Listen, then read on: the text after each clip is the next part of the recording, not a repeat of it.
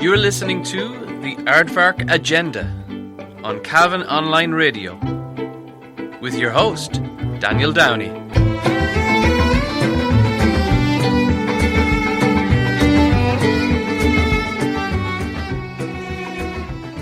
In today's Aardvark Agenda, we are reviewing Martin Scorsese's new movie, Silence. The movie is a far cry from The Wolf of Wall Street, Scorsese's recent masterpiece, and incredibly different from previous shows and movies by Scorsese. It's a callback to his Last Temptation of Christ, and Martin Scorsese considers this to be one of his best pieces, or the piece he's most wanted to create as a movie maker. It follows the story of two particular Portuguese priests who, in the aftermath of a persecution and forbidding of Christianity in Japan, decide to return to find out what's happened to the missing Christians, and in particular, their missing mentor. The priests are played by Andrew Garfield, who plays Father Rodriguez, and Adam Driver, Father Garpe, and they are searching for Father Ferreira, Liam Neeson. Now, Liam Neeson's character doesn't appear much later in the movie, but he overshadows the movie with his lack of presence and constantly the footsteps that they're following in to try and find him.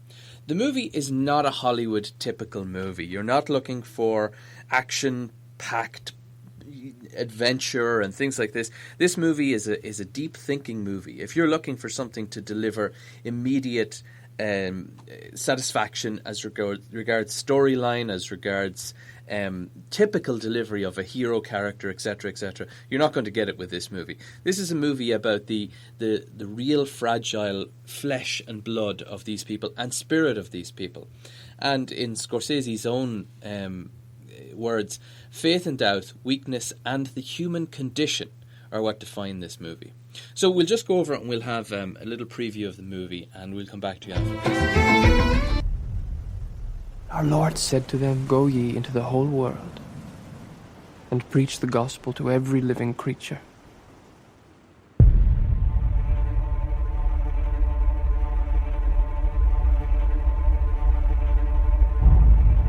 Ferreira is lost to us. He renounced God in public and surrendered the faith. That's not possible. Father Ferreira risked his life to spread our faith all over Japan. It seems to me that our mission here is more urgent than ever. We must go find Father Ferreira. This is in your hearts, then, both of you. Yes.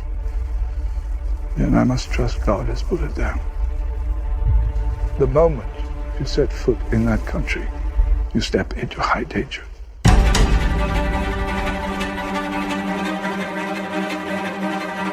The price for your glory is their suffering. It's too dangerous. We asked for this mission. I pray, but I'm lost. Am I just praying to silence? So, from that music, you can probably come to the conclusion that that is an action-packed, interesting movie. In actual fact, when you read the reviews, you will find words like too long, boring, and overcomplicated. And all of those are true. It is too long, it is boring, and it is complicated. But if you want a short story that's going to deliver a typical Hollywood script where you have the hero that goes in, saves the day, action shot on his face at the end, you're not going to get this. You're going to get a movie which has layers upon layers and meaning upon meaning. And a movie where, in typical Scorsese fashion, when you think about Wolf of Wall Street and you think about Last Temptation of Christ and several other movies by Scorsese, you're taking characters and you're taking them on a journey that you don't know where they're going. You think that it's going to be the standard delivery, but Scorsese throws circumstances and at times painful and excruciating tests against these characters, which shapes them that you into forms you would not expect. The movie itself is a fantastic movie. Just to give you a background again, it's Father Ferreira, played by Liam Neeson, is one of the missionary priests in Japan at the time. And Japan was under influence of Western powers and Christian missionaries. So the Japanese decided, this is infringing too much on our culture, and shut the island off and persecuted the Christians who refused to repent and recant. So the Christians were given a choice: leave or stay and be persecuted. Those who remained, including Father Ferreira, were persecuted, but no word came out. Japan became a closed society as a result. So 2 young priests who were students of Father Ferreira, played by Andrew Garfield and Adam Driver, fantastic young actors, decide to go as a 2-man army to try and see what's happened to the missing Christians, what happened to their mentor, Father Ferreira, in Japan. And it's their journey, particularly the main priest, Rodriguez, played by Garfield. And it's his journey which tells the story of silence. And it's a complicated movie. It's a complicated debate about faith versus religion, culture versus belief, and imperialism versus freedom. As Scorsese says, it's a movie about faith and doubt, weakness, and the human condition. And it's a very powerful movie. If I noticed there were a couple of points which were quite sensitive in the movie as regards Christian belief, where 2 Christian people got up out of the cinema and left. It's a testing movie to watch from a belief point of view. I would, regardless of your belief, I would ask you to stay to the end of the movie. It has an unusual twist and turns throughout the movie that you do not expect, and very unusual. And it makes you question your beliefs as well, about praying to a silent God, about finding belief in that silence, finding faith in that silence. It's about our typical message of Christianity. Is it valid? Is it violent in that we force it on other cultures? Was Japan right to persecute Christian people because Christians were coming and influencing their society and changing it in ways that they did not accept? It's a complicated it's a complicated debate. And the movie, I went to see it with someone, and when we came out, 2 other people that are friends of ours went to see Star Wars. And of course, when you come out of Star Wars, it's, it was amazing, fantastic, and big bangs and explosions, and the story was great and things. And they asked us how our movie was, and we said, good, interesting, yeah, really. And you come out kind of somber and very thoughtful. And it's a very good movie. We're gonna have a clip here, and it's one of the central kernels of the movie. This is a talk between Andrew Garfield and Liam Neeson. That's Father Ferreira and Rodriguez, and it's one of the central core themes of the movie. Is about the hubris of Christians in bringing their beliefs to Japan, and the kind of how dare they. And we'll have that clip and come back in a moment. Don't speak to me. You have no right to speak to me. Oh, I do. Because you are just like me. You see Jesus in Gethsemane and believe your trial is the same as his. Those 5 in the pit are suffering too, just like Jesus, but they don't have your pride. They would never compare themselves to Jesus. Do you have the right to make them suffer? I heard the cries of suffering in this same cell, and I acted. You excuse yourself! You excuse yourself! That is the spirit of darkness! And what would you do for them? Pray? And get what in return? Only more suffering. A suffering only you can end. Not God. Go away from me. I pray too, Rodriguez. It doesn't help. Go on. Pray.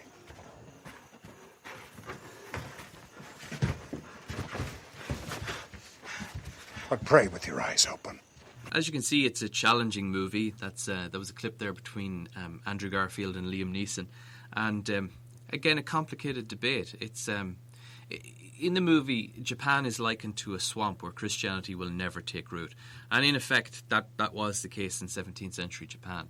And it was very difficult. Japanese society, Japanese Buddhist society was a society that did not need Christianity. And did not want Christianity, and turned its back on it and said, we have something better and we have something we don't want. And there's a very, very complicated debate here, and it's a real testing movie for a Christian to watch, particularly and when you see the suffering and the flawed characters as well. If you're looking for a hero, like I know I had this discussion afterwards, that Andrew Garfield is the star of this movie. There's nothing star-like about his character. It's deeply flawed, it's deeply weak. And that's what this is. This movie is fragile, it's flawed, but it's brilliantly flawed. It's a brilliantly flawed film in much the same way that the central characters are flawed. So you relate to them, you relate to their weakness. You wonder to yourself, what would you do? And I know I've gone on a little bit about the Western actors. This is not just a Western movie. It's also a movie about the Japanese perspective of Christianity at the time, and also showing a view of a non-Western view of Christianity, how people related to it. And you've got to see the debate from both sides. It's interesting. And some of the, Tabanobu Asano as the interpreter is a fantastic villain in this movie. He's absolutely brilliant.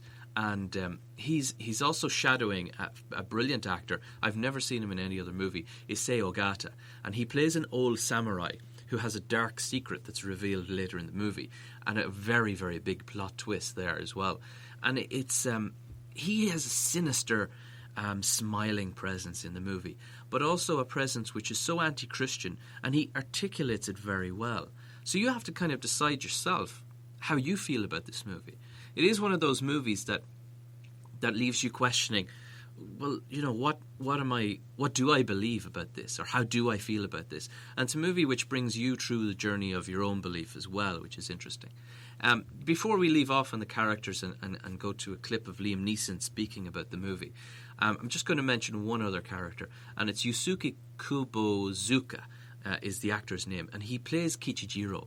And Kichijiro is almost like the Judas character alongside Andrew Garfield's Father Rodriguez. And he plays a fantastic, fantastic character who is at times infuriating, at times comical, and at times just pitiful.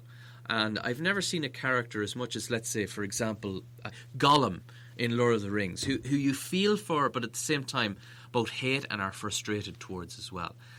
Almost like those lovable villains or hated heroes. Kichijiro is a really flawed character, a broken, fragile, terrible character, but one you can't help but feel for at times. So, brilliant movie, well played, well acted, well directed.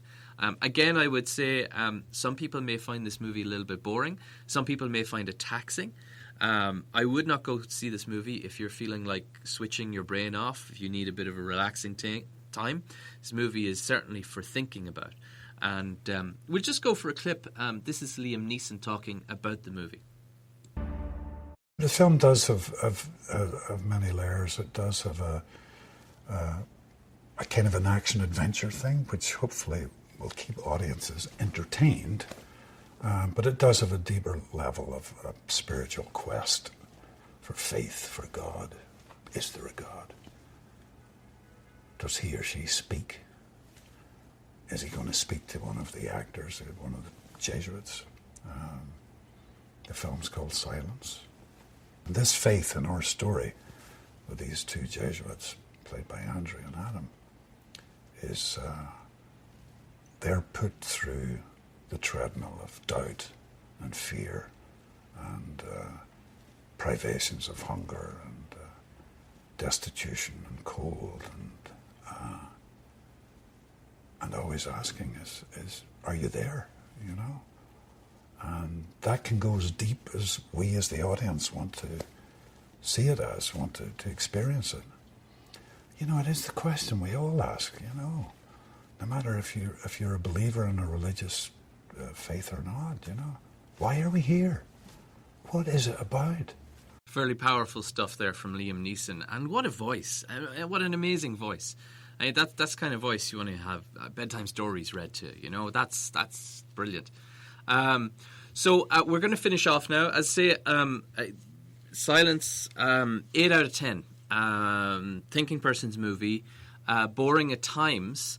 But run with it, because the story, the journey is incredible and well worth holding with, particularly through the twists and turns in the characters' development and the destiny of the characters overall, and also the questioning that it kind of puts in your mind about whether or not God exists, whether or not, even if he or she does or doesn't, about faith in the church, about whether or not you should have faith in the church, all this kind of stuff. And again, about Japan and the different societies that are non-Christian and things like that.